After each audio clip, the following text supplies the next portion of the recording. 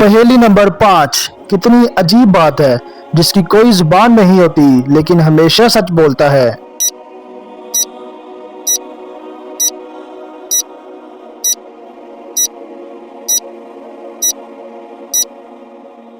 सही जवाब कानून, लॉ। पहेली नंबर 6। वो कौन सा काम है जो इस वक्त पूरी दुनिया में लोग कर रहे हैं।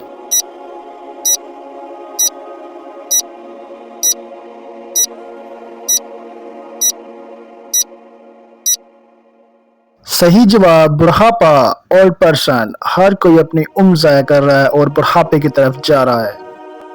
पहेली नंबर 7। वो कौन सा दिन है जब दुनिया की सख्त तरीन बीवी भी अपने शौहर से खुश होती है।